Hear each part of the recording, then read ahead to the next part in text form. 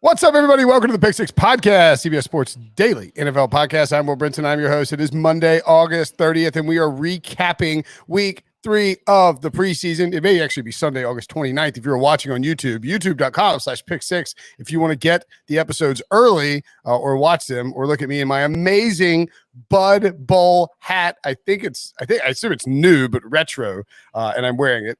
1, because it's an incredible Bud Bowl hat, but 2, because this episode and the Pick Six Podcast are presented by,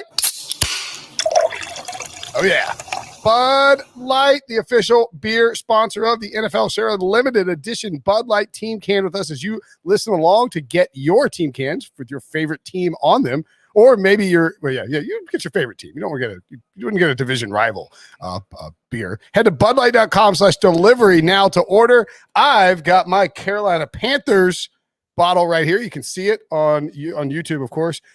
Very nice aluminum can, 16 ounces, I believe.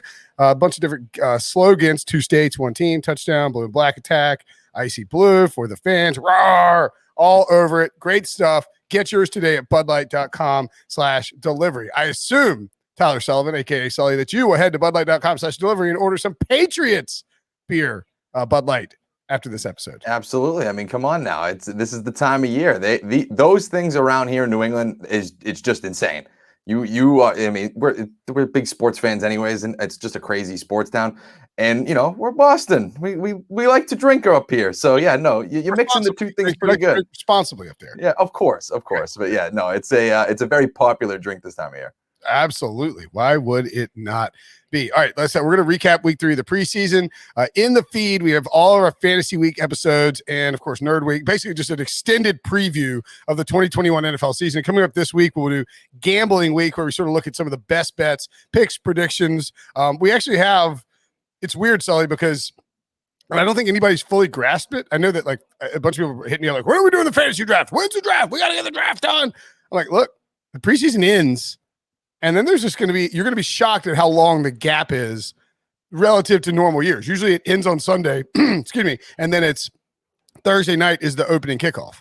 Now it's end on like Sunday, and then 10 days later is going to be opening kickoff. It's a full extra week, really. Yeah, it's like a weird bye week. It's very odd. I mean, me and my friends, we are always like, end of the preseason, we have to do it then. We did it a few years where like before, and it kind of screwed over a couple of guys, so they obviously weren't too happy with it. But yeah, no, now I think most people are doing like the Labor Day weekend kind of thing. It's actually kind of a great time to do it. You have a whole week to figure it all out. Like we're doing it. The one I've been doing like for 10 years now. We're doing it on the Monday. It's great. I mean that it gives you time to prepare. And by the way, as someone who does fantastic work writing on CBSSports.com, you should be thrilled that they've moved cut day from a Saturday on Labor Day to the Tuesday after the 3rd week of the preseason. That is lovely if you write about football professionally. Yeah, I don't know who I need to go and give a hug to, but that was really important to me. That was great. That Saturday sucks. And I mean, not to complain, we write about football, you don't want to complain about it, but it sucks worse for the guys getting cut. But you're sitting around, grinding on transactional news on a Saturday when you're hoping that you could be maybe out drinking a 1 or 2 Patriots Bud Lights. Absolutely. Or Panthers Bud Lights. No, again, just tell me who I need to give a hug to, and I'm on my way. Just get right up on that stage and hug Goodell at the next draft. Notable performances from the weekend. We will start with the game that's actually being played. This is probably a bad move by me, but whatever. The game is actually being played while we're recording. There will be 2 games. So we're recording this on Sunday afternoon. There are 2 games that are being played: Dolphins at Bengals and Raiders at 49ers. The Patriots and Giants will play after we record this. If anything super notable happens, of course, we'll let everybody know. If something happened to Mac or Cam, maybe that would require an emergency podcast. We'll see. Browns and Falcons on Sunday night as well. And then Cardinals Saints was actually canceled because that game is scheduled to be played in New Orleans. New Orleans was under evacuation orders, of course. They moved it to like noon and then just canceled it altogether because Hurricane Ida was coming in at I think made landfall at 1 p.m. or maybe 1:30, somewhere in the afternoon on the East Coast. Look, sir, this is a dangerous, scary hurricane, 150 miles an hour. Thoughts and prayers for everybody in the city of New Orleans. Be safe. and hopefully it passes by and quickly slows down. That hot Gulf water got it working. But the 49ers and the Raiders are playing right now. It is just about to be halftime. The 49ers are up 14-3, and they still have Trey Lance in there. And the reason they got to 14 points, it wasn't any passing touchdowns. It was 2 rushing touchdowns, one by Jimmy G and one by Trey Lance. I thought it was very notable, Sully, that Kyle Shanahan, I believe it was Albert Breer who he first told, suggested that he was going to do alternating quarterbacks. And everybody's like, oh, that's ridiculous. You can't do that. Chris Leak and Tebow are the only ones that ever made it work. But then he did it, and it worked. It was insane. And I mean, Jimmy Garoppolo got the start in this game. And on the first drive, you're getting a nice mix. It was the third play. Trey Lance came in. They subbed him out. And then they brought Jimmy back in on the 4th play. And then the 5th play, they brought Trey Lance back in. And then when they got to the red zone, it was all Trey Lance with that one up until Jimmy Garoppolo ran for the touchdown. So, I mean, it is very interesting to see how they're going to kind of go about this. You know, I know that you love it. I'm a little bit more cautiously optimistic in terms of just looking at it as a fan standpoint and looking at it from a fun standpoint. I think it's going to be great to watch. How great is it for the 49ers? And ultimately, how is it for the development of Trey Lance? Because, you know, yes, it's kind of exciting to see this kind of up-tempo, and it's working against the Raiders, but it's working against the Raiders in the 3rd preseason game of the summer. They have no starters out there. Right. So when you're actually playing in these games, you know, it almost reminds me a little bit of, you know, the New Orleans Saints when they had the Drew Brees, Taysom Hill type of situation. It almost felt like Sean Payton at times. It would annoy me where it's like, all right, you had something grooving there and you almost feel like you have to put in Taysom Hill. I don't want Kyle Shanahan to feel like he has to continue to mix and match it. It's interesting right now. It's certainly going to give the Detroit Lions a complete popsicle headache to try to figure out in week 1. But I am a little cautious about just how actually impactful it's going to be once you get the starters in the regular season. I think it's also possible that he is less aggressive with it in week 1 or week 2 or week 3. And that he's, in fact, and the reason why you would think he would be less aggressive with it is that 1, he leaked this out that he was thinking about doing this. And then 2, he actually went and did it in the preseason. So it's a little odd that you go and, so if you're playing, and it is odd too that they're playing the Lions, right? You know, it's like, by the way, did you say popsicle headache? Popsicle headache, yeah. I like that. Like a ice cream headache. Like a brain freeze, yeah. Yeah, okay, I like that. That's good. I mean, Dan can't, like, you're a 7-point favorite on the road. Do you really need is now? I mean, I guess the only time you can do it is in the preseason if you're going to mess with your opponent's heads and force them to prep for all this.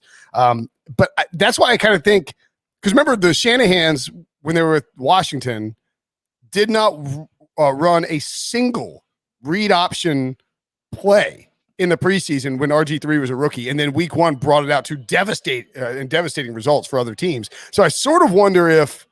That just makes my head, like, I sort of wonder, like, is Kyle Shanahan trying to make work for somebody else? If he's doing that, why would you do it with the Lions? And then, you know, or is this just, all right, look, I'm really doing this. As you can see, it works. And now we're going to do it in the regular season. Please don't question me. I'm a play calling genius. Yeah, no, it could be a combination of all of that. I mean, there is certainly a gamesmanship to it, right? Of just, you know, sure. not even for week 1. It's anytime, you know, anytime Sean McVay's looking at tape, he's a guy that's going to completely say, hey, we know that these guys can do this. We're seeing them 2 times a year. Let's keep an eye on this. And even if it takes, I don't know, 15, 20 minutes just in a meeting, that's exactly what Kyle Shanahan wants to do. So it could just be a gamesmanship scenario. But also, if the defensive staff for the Rams is spending an extra 4 to 5 hours in a week to prepare for this, that is creating problems for the Rams. So that is taking away 4 to 5 hours they can prepare for your regular offense. And that's just the minimum of what this was for Kyle Shanahan. I mean, at the very bare minimum, that's what this does that we just saw in that opening drive and pretty much throughout the first half here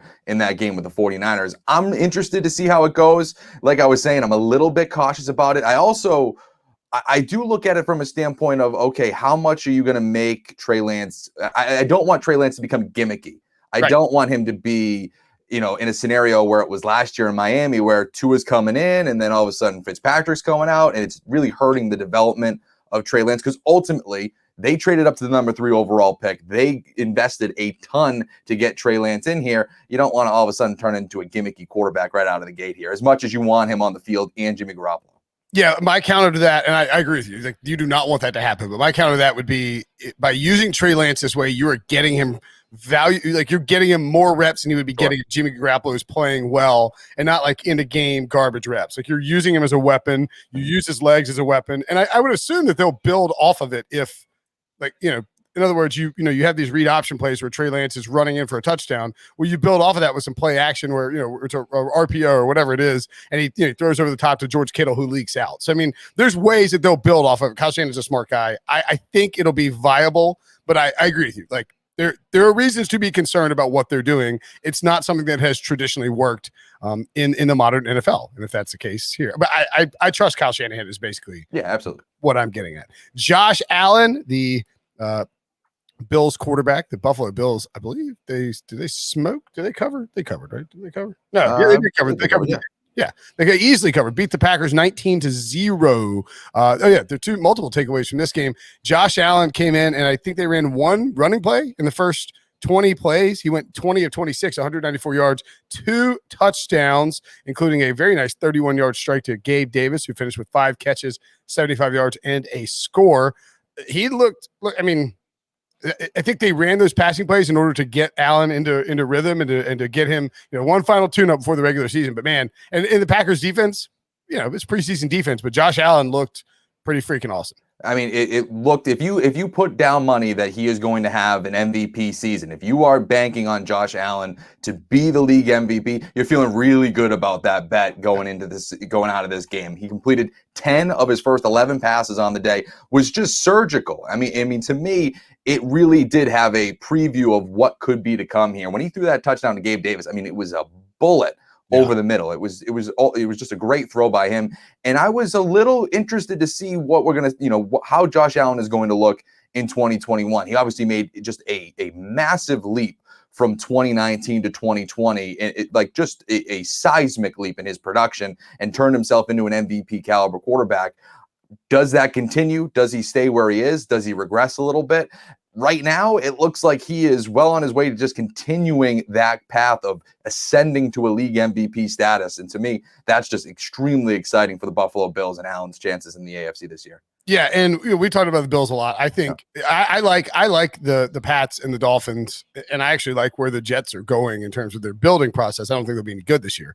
But man, I still think the Bills are by far and away the best team in that division. Like, as a Patriots fan, do you expect, or a Patriots supporter, I mean, Patriot fan, whatever. Yeah, it doesn't matter. Yeah, you're right. As a longtime Patriots fan, is your expectation?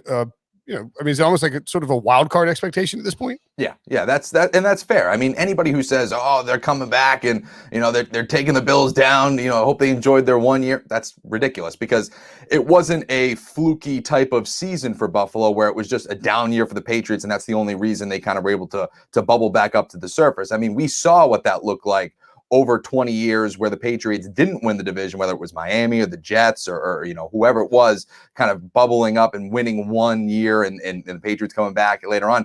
It doesn't feel like that with Buffalo. It feels like they are legitimately just building have built a strong franchise from top to bottom under Sean McDermott. And now they have a franchise quarterback in Josh Allen. So to me, that to me is the way to do it. And now we get sneaking. He opened the door and snuck up here. Did you just sneak up on me? Were you trying to sneak up on me?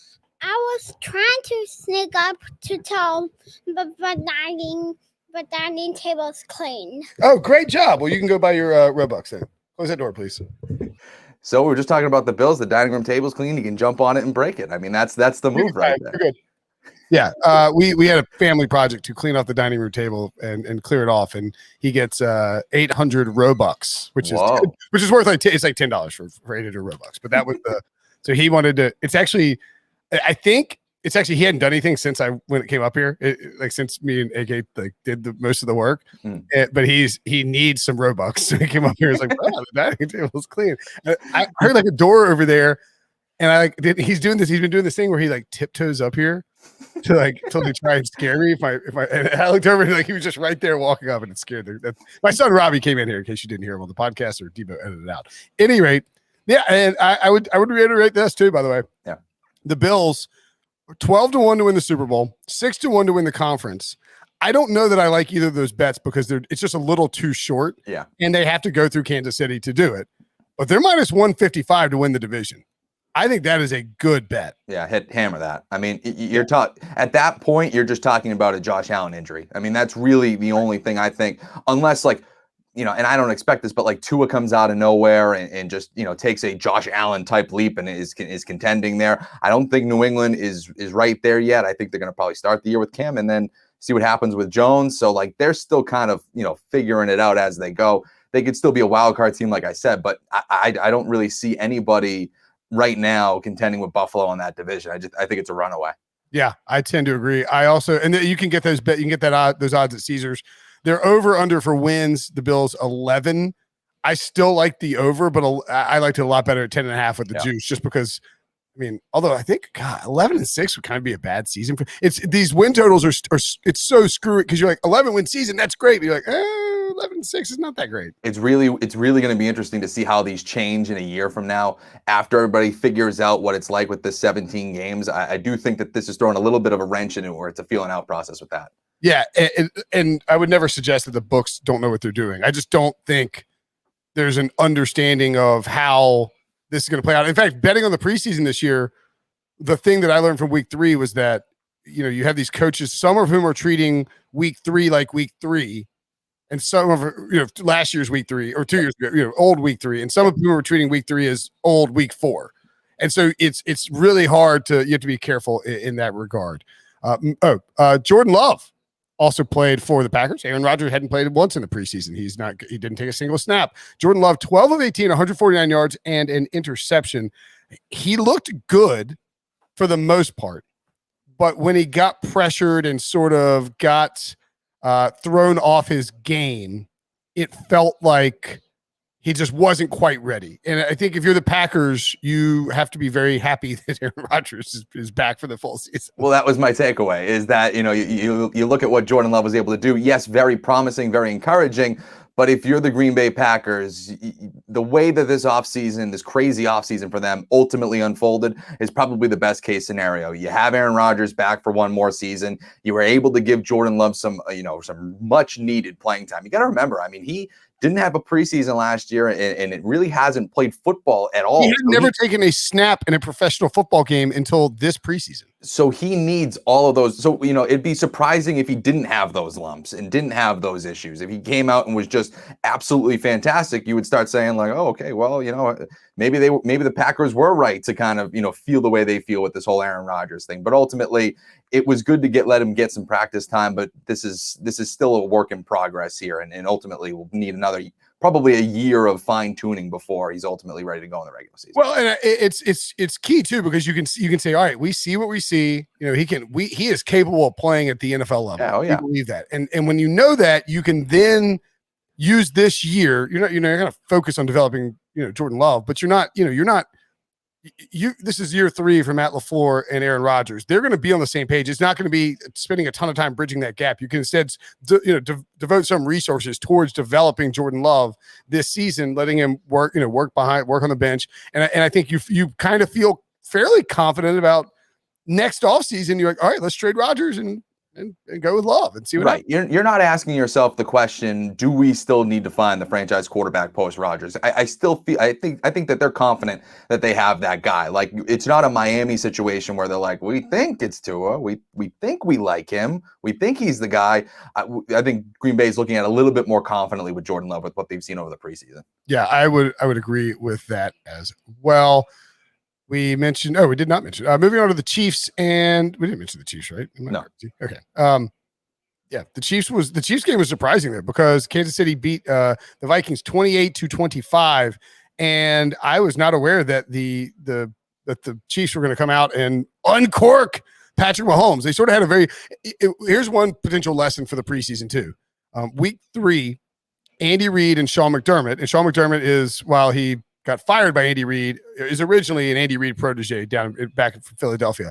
They handled things the exact same way, where they brought in, what did we say? Mahomes had 9 pass attempts or something like that? Yeah, he was 8 of 9 for 117, 2 touchdowns. Right, that was Josh Allen or Mahomes? Oh, that was Mahomes. Okay, yeah, I was like, wait, they had the exact same line. But anyway, very similar lines is my point. That's just something to tuck away for next year's preseason. When we're making these preseason bets. Allen started the game out 10 for 11 and was just insane. So Mahomes the same way. Like, he hit Tyreek Hill on this bomb down the field where Tyreek Hill absolutely and completely smoked his old teammate Rashad Breeland. I guess you get taunting if you do the deuces now, but I mean, he could have done the deuces. I mean, he got him on I don't even know if it's a double move. It was just, he just ran past him as fast as humanly possible. There was holding against the Vikings, and it still counted as a touchdown. Mahomes looked great, and there's no reason to think that the Chiefs and Patrick Mahomes and Tyreek Hill and Travis Kelce, who caught two balls for 35 yards, aren't going to just come in and murder people like they usually do. Well, yeah, I mean, they're the favorites to win the Super Bowl at Caesars. They're the favorites to come out of the AFC. I mean, that's for a reason. You know, this is a team that has been to the Super Bowl the past 2 years, was able to win one, and that is just continuing who they're going to be. There's nothing that says it's going to be different with Kansas City. They have a revamped offensive line. Patrick Mahomes was commending the offensive line after the game. You know, obviously, we're going to see how that continuity goes into the regular season and how they're able to kind of figure it out, because it's a whole new cast of characters. But as long as they can keep him upright and you know, he's as good as anybody, you give him a little bit of time. Tyreek Hill's as fast as anyone. All it needs is just a little bit of time, and they can connect on those bombs that what we saw. Yeah, the Vikings didn't. They actually played Cousins, 5 of 7 for 57 yards, and did not play Dalvin Cook. Irv Smith, who was not in, he was in this game, caught 2 balls for 39 yards. I think he's rumored to have an injury that could potentially keep him out for a couple of weeks. That's kind of a big blow because they let Kyle Rudolph walk this offseason, and they still have Justin Jefferson and Adam Thielen catching passes. They're going to be run heavy. They want to be good on defense. We'll see how that works out. But you know, worth noting that's a potential injury for a young player that they thought was going to have a breakout year. Right, and Irv Smith was having a good training camp, and is a guy, like you were saying, kind of poised to have a breakout season there with Kyle Rudolph gone. Kind of probably somebody that maybe late round in fantasy drafts, I think maybe people were keeping an eye on just to kind of see how that happens. Yep. You know, the number 3 receiver, I know the Fantasy Football Today guys have always, you know, kind of noted that the 3rd receiver in Minnesota hasn't really produced a ton. And so even if you're looking at that from a tight end standpoint with Irv Smith, I don't know if you're going to get a ton of production from him, just because that's just not how they run their offense. But, you know, still, that's something to kind of keep note of. I believe it looks like he might miss the start of the season with a meniscus. Yeah. Which that's something that you can repair the meniscus, but I would be worried that lingers into like week 3 or 4. As a meniscus survivor, I can guarantee, I can say that you'll probably be back. You are the meniscus to Ryan Wilson's ACL. So yes. The Baltimore Ravens continued their streak of preseason covers. I actually got scared after the Jets didn't play their starters against the who did the Jets play? Did the Jets? What game did Eagles? Jets, Eagles. Yeah. I was like, it was a green team. I thought it was the Packers. No, because I bet the Jets, and I was like, oh yeah, and I tweeted about it and put the pick in, and I got a little nervous because for week 3 action, because I was like, oh man, because it was the Eagles announced they weren't playing anybody, jumped on the Jets.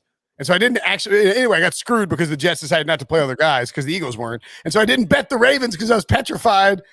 And they won easily 37-3 over Washington and covered easily. Obviously, they won by 34 points. But that's a Pyrrhic victory for John Harbaugh because the Ravens lost JK Dobbins for the entire season as a result of a torn ACL suffered in this game. It's brutal. I mean, this is a second-year running back in the crazy run-heavy team that was expected to have a monster year and had been hyped up as somebody who's going to break out in a big way for the Ravens. They weren't going to make him a 300-carry guy. That's just not what they do. But he was going to be their primary back. There's a reason why they let Mark Ingram go in free agency. Exactly. And it really is a shame because, like you were saying, just a promising young back and another one to go down, which we'll talk about a little bit later, to go down with a season-ending injury. But Dobbins, now it's going to be probably the Gus Edwards show. It'll be interesting to see if the Ravens maybe dip their toes in the trade waters, maybe see who gets cut or something along those lines. Maybe Lev Bell's still out there. I don't know if that's even something that they would consider, but just another notable name. I believe Todd Gurley's still out there too, right? Like, there are names. So I don't want to immediately, say, oh, it's the Gus Edwards show and that's the guy.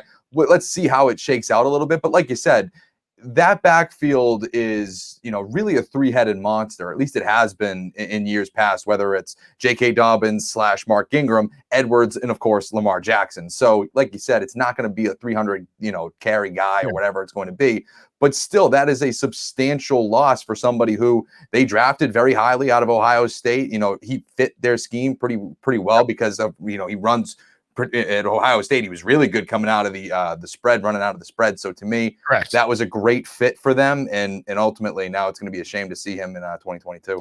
Yeah, if you look at the guys that they have drafted or signed in free agency or given money to in extensions like Gus Edwards, all of Mark Ingram, JK Dobbins, Gus Edwards, and Justice Hill all ranked extremely highly in production running out of shotgun formations, which is where the Ravens like to run because they have Lamar back there, et cetera. And so I actually got on when this injury happened. I jumped on. Shout out to my buddy Will Newman who alerted me. I hadn't even thinking about it. He was like, dude, Gus Edwards is 135-1 to lead the NFL in rushing touchdowns on our site. And I was like, oh, let's take it. And do I think it's going to hit? Probably not. I mean, it's unlikely. It's hard to hit those bets, but he's now 30-1, I believe, at various sports books. And so to get 130-1, I will absolutely take that. I think they like Justice Hill a little bit more than the general perception of him is. And I know they love Gus Edwards. They just gave him an extension. I tell you what would not be surprising, Sully, is if they went out and if they called Houston and said, hey, we'd like to give you a mid-round pick for Mark Ingram, who's on a 1-year, $2.3 million deal with $300K and dead money. And the Texans have Phillip Lindsay and David Johnson. So that could, that's a reunion that could make a lot of sense. And even though Ingram certainly looks a little slower than he did, when he first got to Baltimore, that's not a crazy idea, I don't think. No, not at all. I mean, and you look at that backfield with Houston too. I mean, we were making fun of it in the offseason because they have David Johnson, Rex Burkhead, Phillip Lindsay. I mean, they were any running back that was available, they were bringing in, it seems. So yeah, no, obviously Ingram, like a reunion like that would make sense. It seems like the Texans are kind of willing to wheel and deal. They just traded away Shaq Lawson to the Jets to replace obviously Carl Lawson. So, it does look like they're a team that is looking to get as much draft capital as possible. They're not going to be a good football team this year. When you're rebuilding, you are trying to just get as many pieces as possible to not only bring in cheap guys, but ultimately just take as many stabs as you can at the draft to see if you hit. So yeah, no, that's another one where if the Ravens are willing to give up like a 6th round pick or something like that, a 7th round pick. Yeah, that's it's not like going to shake the whole entire draft up, right, but it helps both clubs. And it's also very possible that what they'll do is just wait until Tuesday, see who gets cut, and then go out and sign. They'll have their eye on a couple of different guys. Again, if the way to do it is look up and you can look up and see who's the most effective in college at Sports Info Solutions, see how they're, or whatever. Find who's the most effective running out of shotgun, see if they're a free agent, and the Ravens might be potentially interested in them. Only 10 more days until fans are back in stadiums for the kickoff of the regular season to celebrate. Bud Light just unveiled their limited edition team cans designed for the fans. You can see the one that I'm holding right here. Gorgeous Panthers aluminum can. You love it. I love having an aluminum can full of beer. I like it. It's great for golf courses. It's great for NFL stadiums. Obviously, you can't have glass in an NFL stadium. I don't think that would work. I'm sure they tried that at some point and it went poorly immediately. It's okay. So yeah, Bud Light did a great job getting 16-ounce aluminum cans with all kinds of cool slogans on there. There's a custom design for every single fan base. For the Panthers, it's the primary sponsor. The primary slogan is for the fans. They also have RAR because the Panther roars. Game day, icy blue, 2 states, 1 team, black and blue attack, much more on there. It's a very cool kind of matte blue can. Very much dig it. And they are hitting stores now. And the only beer you're going to want to have in your fridge this season. So head over to budlight.com/delivery now to find out how to get your Bud Light limited edition team cans delivered to your house. Again, that's budlight.com/delivery. All right. Other news, the Chicago Bears played a game of professional football, and they won actually 27-24, but they initially had a whole lot of problems on the offensive line early on. And you can see it in you just go watch the game and it is concerning. And I sort of wonder, my question would be with regard to the Bears is, Sully, because I know they want to start Andy Dalton Andy Dalton sucks when he doesn't have protection. That is a known fact in his 10-year career in the NFL. He's not good when he doesn't have protection. I feel like Justin Fields' mobility might be the reason you go to him. How concerned are you about this Bears offensive line? Well, that's exactly what my stance is on that, is that I don't think that you can start Andy Dalton with this offensive line. As much as Matt Nagy has been saying that he's QB1, the team's tweeting it out the second they sign him that he's QB1, and all of that, it doesn't make sense to have him start with this offensive line. It ultimately doesn't make sense after the summer we just saw of Justin Fields. I mean, that's really the main thing. He's ready. He looks the part to be the guy in week 1, and Andy Dalton is not he's not Aaron Rodgers to Jordan Love. It's not like there's a clear guy that they have that they just say, okay, no, we're gonna ride it out with the veteran. You don't really owe Andy Dalton that much. I know you signed him, and I know he expected to be the starter, but you didn't really expect Justin Fields to be available to you either. And he's shown over the course of the summer that he is the better quarterback for this team at this moment in time. I mean, I know that they're going to, almost feed Andy Dalton to the wolves when you're talking about playing the Los Angeles Rams in week 1, Aaron Donald and all those guys.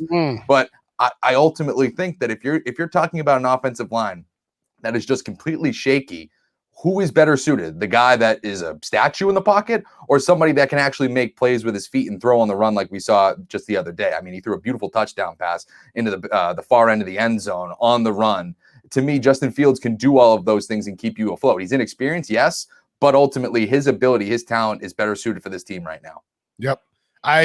I think so too. I know there are concerns about how he fares, against blitzes, how he fares, reading the full development of his ability to read coverages and all that. Yeah. And Andy Dalton gives you it's not even a higher floor. It's just more confidence that he's going to execute the offense. He's not a rookie quarterback. He's a veteran quarterback. But if that offensive line is that bad, the Bears could lose some games early on because they're playing against good, even average defenses that can get to the quarterback.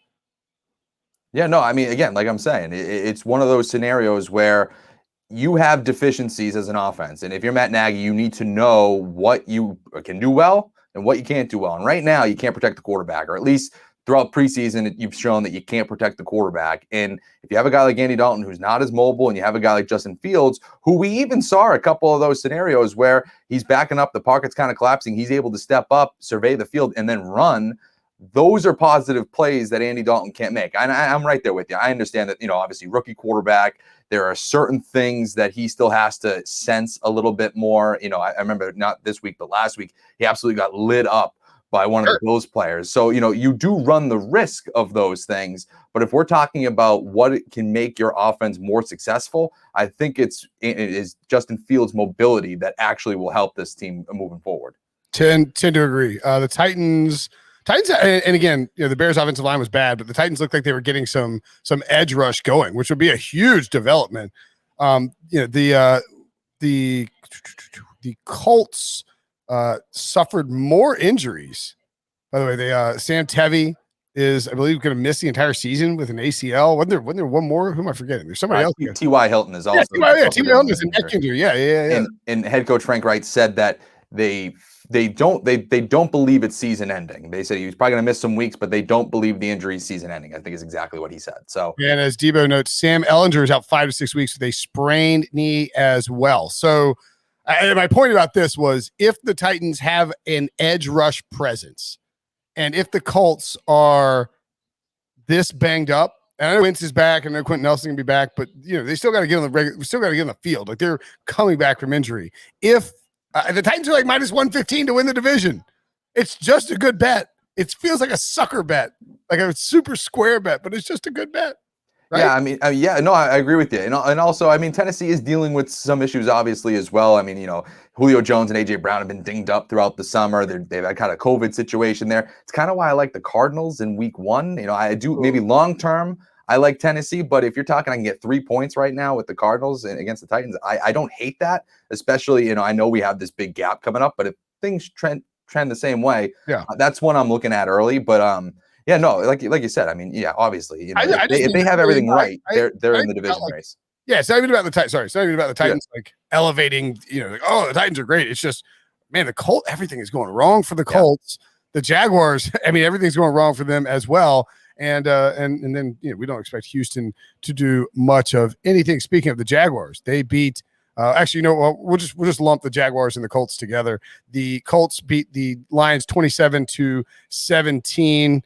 Jacob Eason 10 of 14 for 74 yards. Ellinger played in this game 3 of 3, and then Brett Hundley played as well. Not a whole lot, really to take away from this game. It was like David Blau and Tim Boyle. This is it. You don't know who's going to play and who's not going to play, and no one played in these games. Jacksonville beat. I got Jaguars fans chirping at me in my mentions. Oh, you crapped all over Lawrence and the Jags last week. What now, son? I was like, look, if you want me to mail you a trophy for beating up on the Cowboys in a preseason game, like, okay, like I'm gonna like throw a turd in a box and mail it to you. And like, Scotch tape like a plastic trophy together. We can have them go with their AFC South brethren and the Colts and hang a banner for it. That could work too.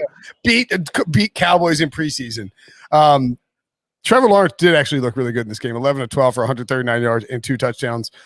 The protection issues aside, I mean, I think basically if they can protect him, I think he'll have a good season. And maybe they won't win many games, but I think Trevor Lawrence will be good. Also, of course, as I don't know if this is noted ahead of time, but when did Travis Etienne tear his ACL? Was it last week? It was last week. Yeah. I'm not crazy, right? Yeah. Last week. Yeah. In other words, we've already talked about it on this podcast. Yes. Yeah, but Etienne out for the season now, of course. Not many of the starting guys played. The 2 touchdown catches. There were 2, Laviska Shenault, who caught a touchdown, and then Pharaoh Cooper. Laviska Shenault looks like he could be a monster. Well, I was just going to say, he's my main takeaway from this. It looks like he and Trevor Lawrence have a connection. He was gaining hype last year, too. He was kind of one of those guys that a bunch of fantasy experts were like, this guy's going to be good, and just Jacksonville just ultimately wasn't particularly great last season. Yeah. But now that they have solid quarterback play, he caught all 3 of his targets today, like you said, for a touchdown. He's somebody that I really love later in the draft. I do think that he is going to be, I don't want to say like a wide receiver 1, but you're telling me that he's a wide receiver 2 flex option. That is, I would really love. I think he's the guy. He's jacked up too. Yeah, he's the guy for me that I'm going into the draft trying to get on every single one of my teams. I like it. Yeah. That is the guy. I love Viska at Colorado. And I think with ETN out, you could almost see Urban Meyer potentially try to use Laviska Shenault in that Percy Harvin role that he had carved out for Travis Etienne. We'll see. Laviska's a bigger body, not quite as fast but very explosive and can be used out of the backfield if you needed to. So I'm on board with that. The Jaguars also traded Gardner Minshew for a 6th round pick. John Breach.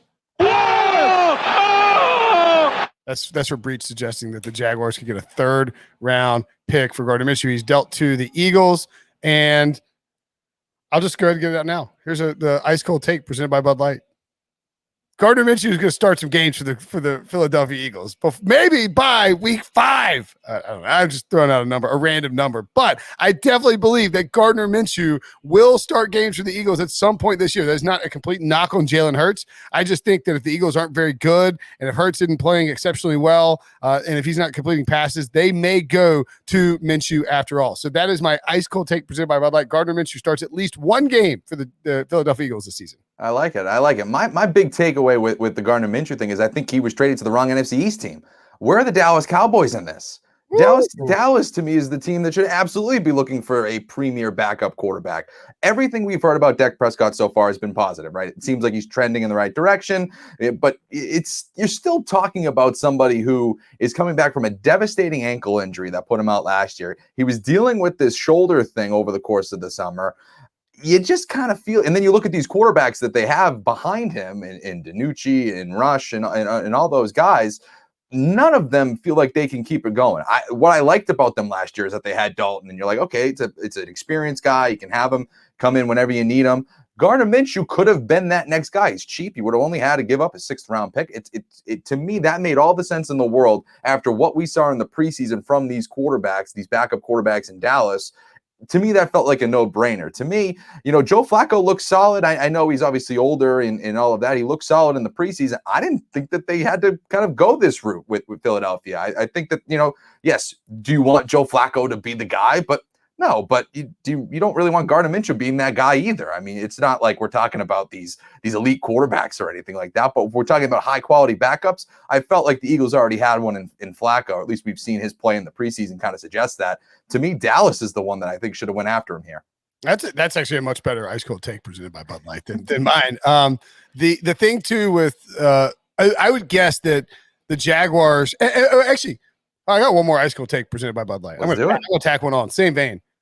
Urban Meyer is a Looney Tune if for telling everybody there's a quarterback competition for weeks and weeks and weeks and giving valuable preseason snaps and training camp snaps to Gardner Minshew and then turning around and trading him for a 6th round pick. That is not how you that is some college football level coaching. That is not how you operate the NFL. You drafted Trevor Lawrence first overall. He needs as many reps as he can get, and you give him away to a guy you're going to trade to another team for a 6th round pick. That, to me, another reason why I'm out on the Jaguars and I'm out on Urban. And I don't think it's an accident that Trevor Lawrence just had his best game of the preseason with all of that stuff behind him. 11 to 12 passing, 139 yards, 2 touchdowns. I mean, 154.5 passer rating. Unbelievable. Yeah. I mean, I don't think that those two things are, that's not a coincidence, obviously. He's splitting reps in practice. He's in this quote unquote competition, even though he was, not even the number 1 overall pick, like the new John Elway, the new Peyton Manning. Like, and now all of a sudden it's a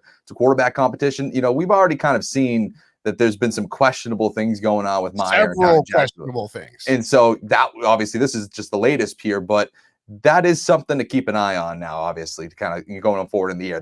This is one of those things that you feel like you can't screw up. You have Trevor Lawrence. You have a guy, the next Andrew Luck. You can theoretically contend if you hit things right, as soon as next year and show promise this year. But now I don't know. I don't know. Look at the face. Is that confidence? Oh, darkness, my old friend. Devo just threw up the Urban Meyer, the Pete Prisco colonoscopy Urban Meyer face on the old YouTube. Great work, Devo.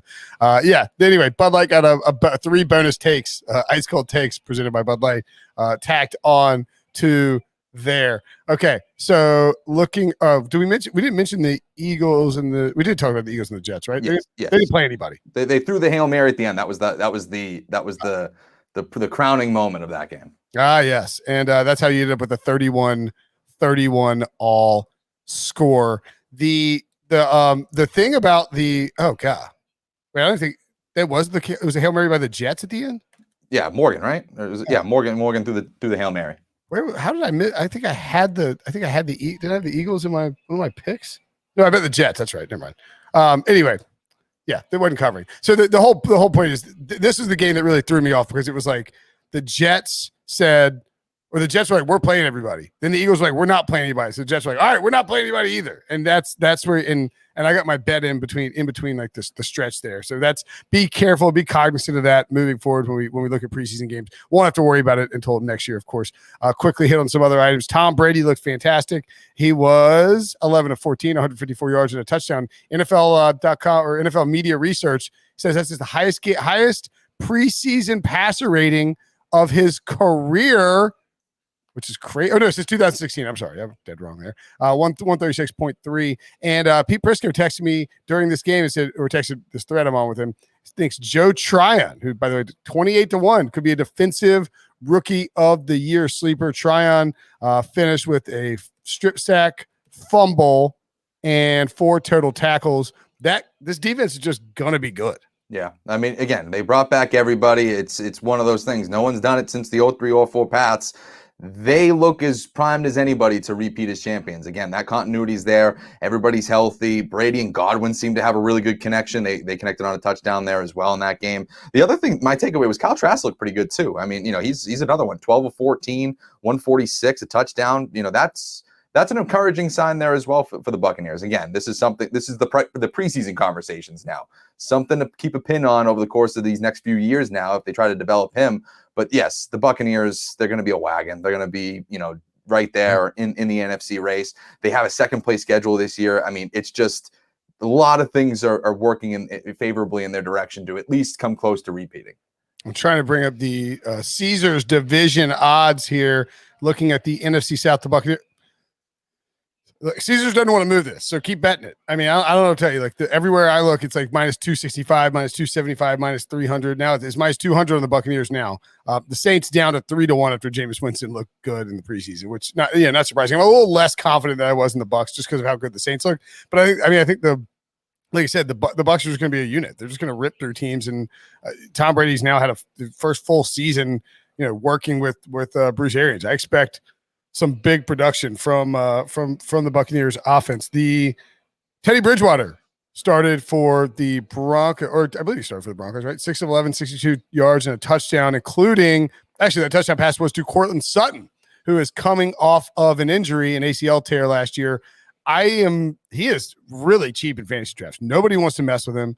I had heard some concerning things coming out of Broncos camp, and Jerry Jeudy's hype has pushed him into a 5th round pick. If Cortland Sutton is healthy and playing well, he's going to be a fantasy value. And like, do not expect that Jerry Jeudy will just be a high volume wide receiver one on a Teddy Bridgewater low passing volume offense. Yeah, I mean, 1,200, around 1,200 yards. I think just under that in 2019 for Sutton. He's a rookie. Like you said, if he is right, I believe might have been. I'm not 100% sure where he was, but if you get him right, you're talking about, it's just one heck of an offense in terms of the skill position players that they have. Second year breakup. It was his second year. Okay. And so, you have a guy like Sutton, Jerry Jeudy going into his second year now, something to take note of. I think everybody's kind of on that train now to say, okay, he's the fantasy sleeper. And like you said, I've seen it too in the mock drafts that I've done. Judy's always the first one, and then it's Sutton. Now, I don't know, that could change that in the next couple of weeks here now that we're starting to kind of get him back healthy. And now that Teddy Bridgewater's named the starter, I think that helps everybody in that offense. But even if you look at, the tight end position, Noah Fant, I think, is a sleeper tight end that you could probably get late. He could end up being a top 10 guy again. The tight end position, it's really like a 3-horse race, and then it's a drop off after Waller, Kittle, and Kelsey. But still, Fant's somebody that could be factor in, especially now that there are 2 wide receivers on the outside. And we're not even talking about KJ Hamler, too. He's another one that can stretch the field. That's an offense that I really like right now in Denver. Again, it's a tough division. You got the Chargers, obviously you got the Chiefs, the Raiders are in there as well. But that's another one where I think that's a big, Teddy Bridgewater's a big winner here. I agree completely. All right, speaking of winners and losers, by the way, we missed a couple games, but it was mostly non-starters. Let's get to actual winners. Give me your winner from week 3 of the preseason. So that was it. My winner was Teddy Bridgewater. That was it. You took it right from me. But honestly, Teddy Bridgewater named the starter, was able to beat out Drew Lock over the summer, which is, I think, something that we should have expected. I mean, they traded for him. The coaching staff was very familiar with him. It just felt like they wanted Drew Lock to show himself that they could keep the job. And I don't think he did enough to completely stamp and push Teddy Bridgewater away. And Bridgewater, to his own credit, was able to perform well in the preseason. And now, after you get named the starter, you get back what could arguably be your number 1 receiving weapon in Cortland Sutton. So to me, Teddy Bridgewater, a huge winner, not only just in week 3, but for the entire preseason. I will go with Teddy Bridgewater's old teammate, Sam Darnold, for week 3 of the preseason. Darnold, this is actually my way of jamming in a game that we needed to talk about, but didn't talk about. There you go. Nice. Darnold and the Panthers. By the way, did I mention that I have this fantastic Bud Light can with the Panthers logo on it and a bunch of different things on there? Darnold, 19 of 25 for 162 yards and 2 touchdowns, no interceptions against the Steelers. I know the Steelers weren't, playing their hardcore defense or anything like that, but this is Darnold hadn't done much in the preseason. I think people were starting to get a little panicky around these parts where they were starting to worry that, oh my goodness, they passed on Justin Fields and, all these things. Darnold looks sharp against the Steelers, throwing the ball well. And I think that has to give him confidence and has to give the Panthers confidence going into 2021 that the offense can be substantially better.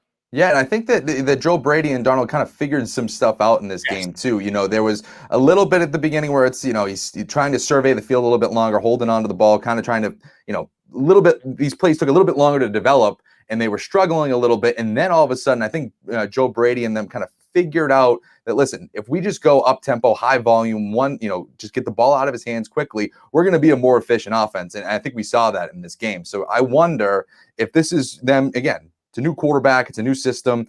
they're still tweaking all of this out. I know they've had 3 weeks in the preseason, all of training camp, but this is something that's going to kind of be a storyline for the first month or so of the season. And this could be a weird little turning point where they say, hey, listen, we know that he can perform well here. We'll lean a little bit more heavily here to start the season. I like it. By the way, one other winner game that's currently going on. Joe Burrow took the field for the first time after his ACL tear. Got a crazy loud ovation from the fans in Cincinnati. How about a loser for you, Sully, from week 3 or the preseason as a whole? Well, I'll give you 2 just because we're going to, just because you mentioned that game.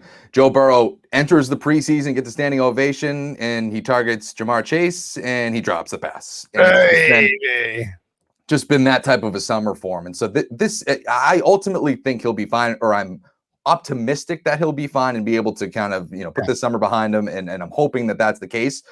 But you got to be really nervous if you're Cincinnati, that if you just completely drafted a bust when you had Penei Sewell in your crosshairs to protect Joe Burrow after the season we just saw him, have to go through during his rookie season. You're holding your breath there if you're Cincinnati. So that, to me, Jamar Chase, preseason altogether, is a loser here. But ultimately, the one that I had going into this was just in general, these young running backs, and it's just been a terrible summer for them. I mean, you go Cam Akers to start with the Achilles out for the year, Travis Etienne, the foot, out for the year. Most recent one, JK Dobbins, out for the year, ACL. Those were all guys that we were talking about in highly drafted first or second year running back. I was just going to say, highly drafted guys that we were all looking at in fantasy drafts this year, not in the first round, but certainly second, third, fourth round guys, fifth round guys that we were looking at as RB2s to kind of really solidify our roster. Akers, you're 100% right on Etienne and Dobbins, but Akers was even going like the early or late first round. Sure, yeah. If you have a late pick where it's like, 10, 11, you get that swing, or 12, 13, you're kind of coming back around. Certainly Akers is in that Antonio Gibson discussion, right? Like, he's certainly in that area where Najee Harris, Joe Mixon, all those guys were probably coming off the board. You lose a guy like that. So, to me, that's what really stinks. Obviously, like we were saying, James Robinson, Gus Edwards, whether it's Sony Michel or Darrell Henderson, those guys are going to get an opportunity. So that's good for them. But in terms of this kind of youth movement at the running back position, it's stalled out for a year, which kind of stinks. Yeah, I'm with you. I'm going to go. I'm just going to stick to my brand and say that a full preseason loser, Urban Meyer. Yep. I think that the Tebow thing, the Travis Etienne is going to be a wide receiver and then hurts his foot doing stuff that training for stuff that he hadn't been training for in his whole life after training for the 40 for most of the stuff. I'm not saying that happened. It's just I think that's worth asking a question about. And then they did that WWE thing, right? Well, didn't he appear in a WWE skit or something like that? Right. What are we doing? And then the Minshew, Trevor Lawrence battle that, then you trade Minshew for a 6th round pick. Just a whole lot of red flags popping up when it comes to the Jaguars. Because they have Trevor Lawrence, I don't want to be out on them completely.